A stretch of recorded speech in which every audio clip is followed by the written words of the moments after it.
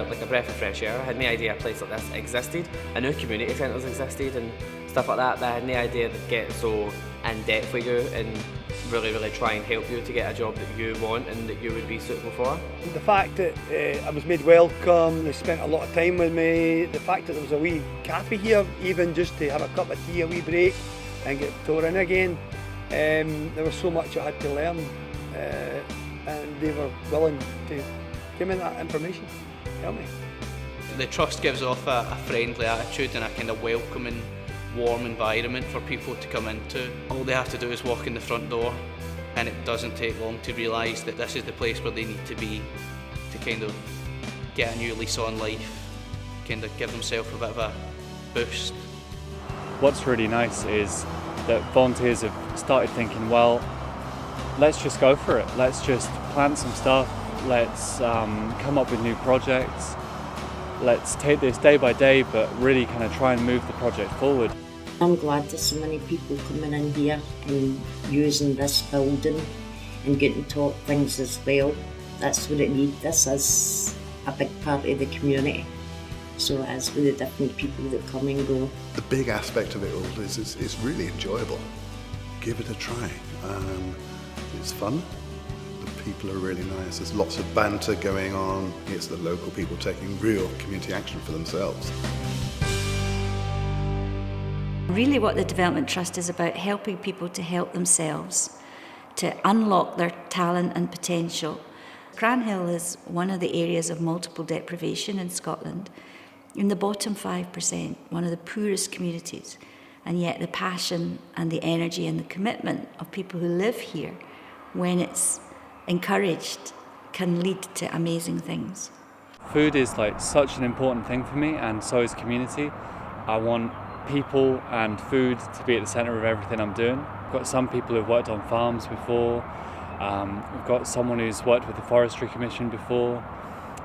We've got people who know nothing about gardening, people who know a bit, people who know a bit more than a bit.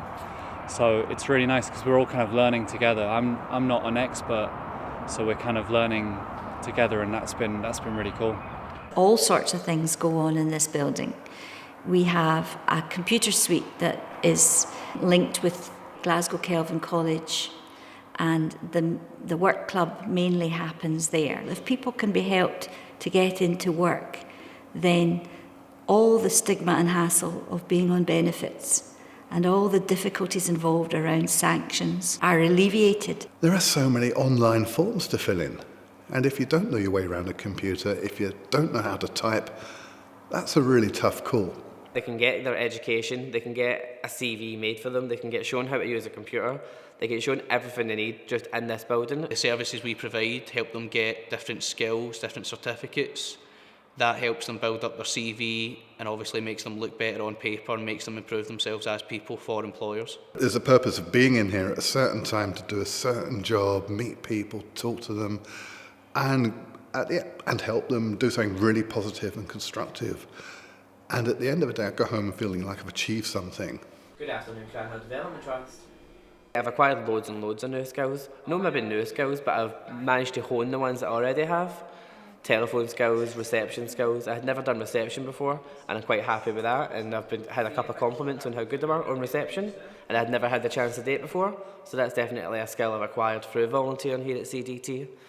We have the cafe, which is run for us by somebody local who has taken it on to try and make a go of it. And we're delighted about that because it's a great point of entry for people. They can come and have a cup of tea and see what's going on. We have youth work in partnership with FAIR. We have children's work that happens here. Young at Heart, which is a group for people 50 plus. I get involved with the Young at Heart. That's on a Friday. They have activities from 11 to 12. Then we have our lunch at 1 o'clock to 2. Then there's a bit of dancing goes on. It's me and my friends all look forward to Fridays. We all phone one another to make sure one another's home. It's done a lot for me. It's done a lot because I've met new people that I probably wouldn't have met, maybe just passing. I really love the company, the elderly.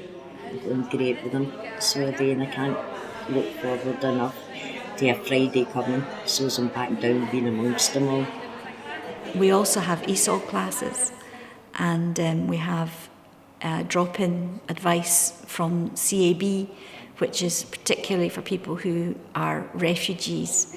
So it's a place where lots can go on. I know I've got some place where I can turn to. You're not speaking to a computer. You're actually speaking to people who, in my situation, I feel really care.